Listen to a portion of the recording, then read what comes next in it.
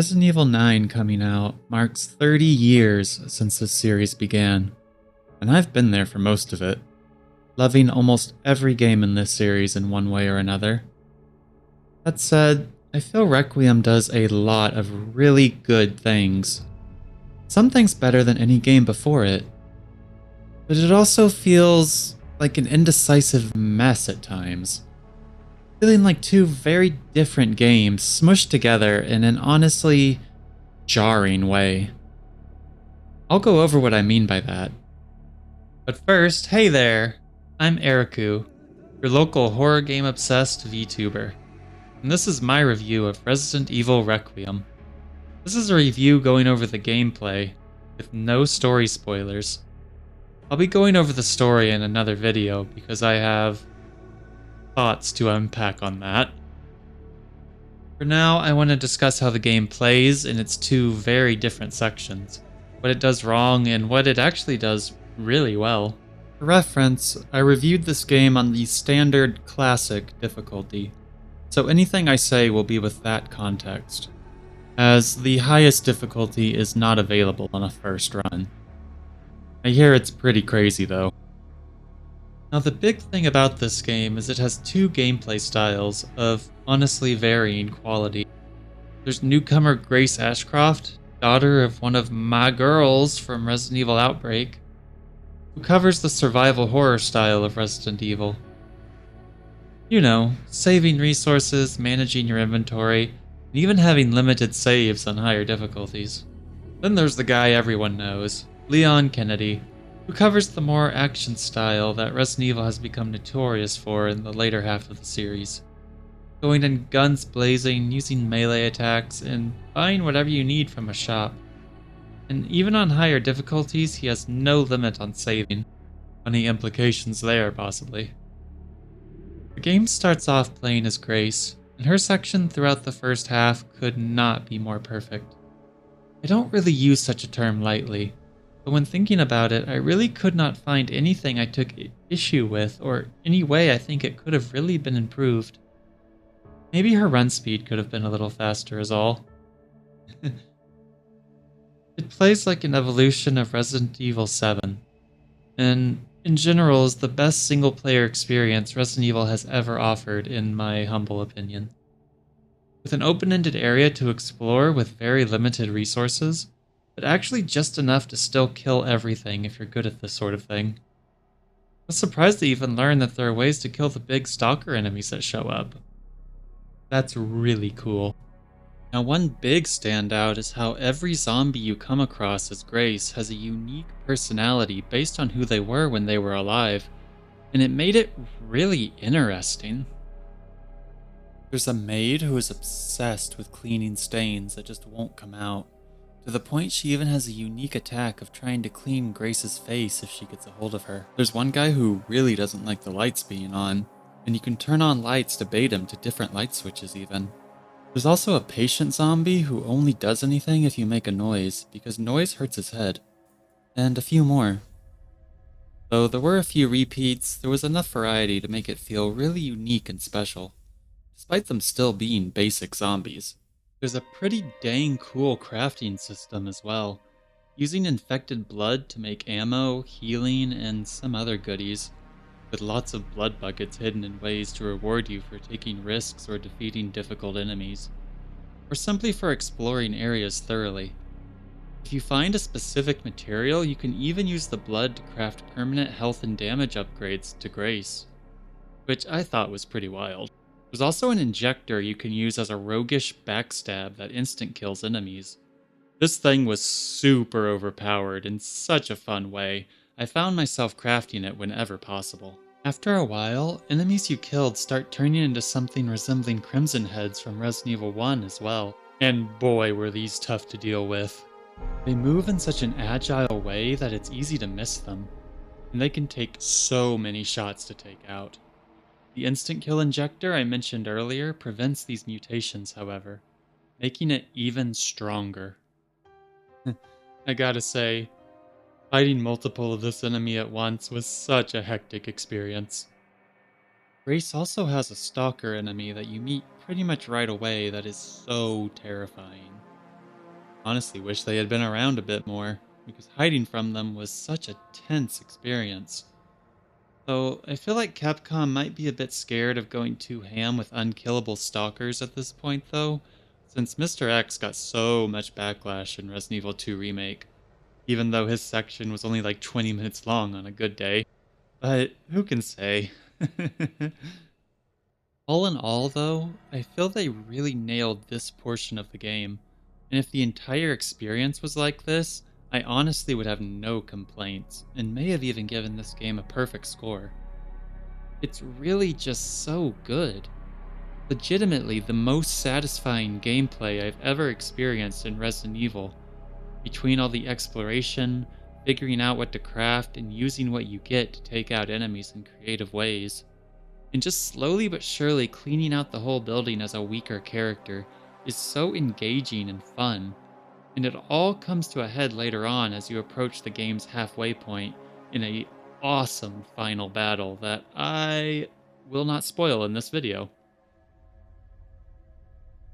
Unfortunately, Grace is not the whole game, so it's time to go a bit more to the negative. Peppered throughout Grace's gameplay, we have a few short sections where we play as Leon, and they all kind of boil down to horde mode battles. These are fine, if a bit egregious. They weren't particularly tough, despite being Leon versus a dozen or so enemies at once.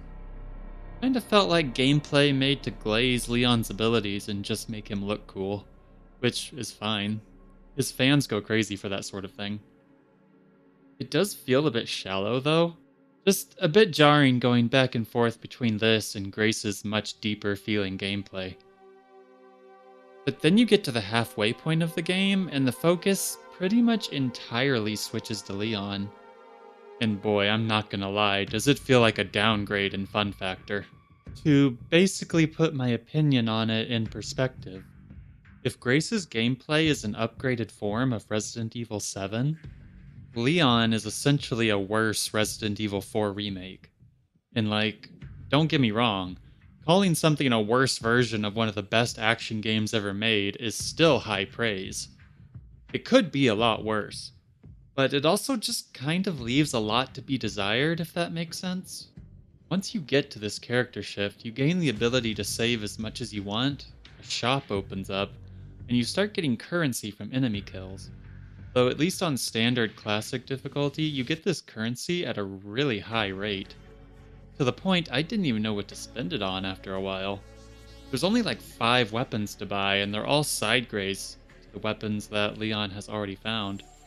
And the upgrade system is much more simplistic than Resident Evil 4, so you'll max out the upgrades on whatever your chosen weapons are really fast. Along with it, a big focal point of Leon's gameplay is his new shiny axe. This weapon can never break, but it can go dull and you have to sharpen it every now and then with a button press. Honestly, this weapon really puts into perspective why knives had durability in both of the Leon remakes. Because as long as you remember to sharpen it between encounters, it is broken as heck. Essentially making it so you never have to deal with zombie grabs and can parry things as much as you want. Which yeah, the defensive reaction attack from Resident Evil 2 and the parry system from Resident Evil 4 Remake both make a return with this new, basically infinite durability melee weapon. In general though, and despite all this, Leon's gameplay just had this constant feeling that it was missing something.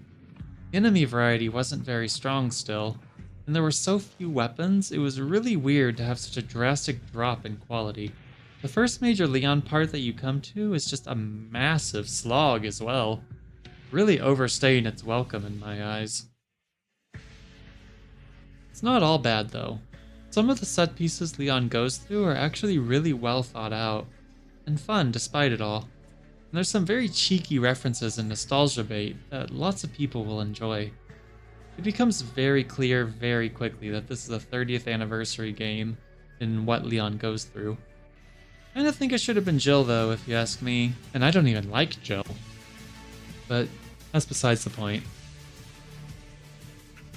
I do have more comments on Leon, but it would be very spoilery, so I'll save it for the story video.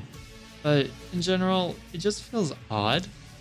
And Grace's gameplay is an evolution of the survival horror style seen in 7 and 2 Remake. Why is Leon's a step back from the action horror style of Resident Evil 4? Or heck, even Resident Evil 5 and 6? I feel he definitely could have used more time in the oven, to match up to the standards set by Grace in the first half. But I digress. At the time of writing this review, I'd also say the game has a lot of issues and jank in general. Especially with projectiles. Lots of times projectiles hit me behind cover or through walls, and there's a lot of invisible walls you can get stuck on as well. Grenades are also incredibly bad. Just straight up not doing anything to enemies sometimes. Usually the Crimson Head enemies, I noticed. Animations are also a bit weird. Like in an early section with a chainsaw, you can't pick it up until it stops spinning, but zombies can just vacuum it into their hands regardless. There's also moments where you'll be mid-animation and get hit multiple times since you aren't getting knocked away by the attacks. Just general little jank like this that isn't usually in Capcom games.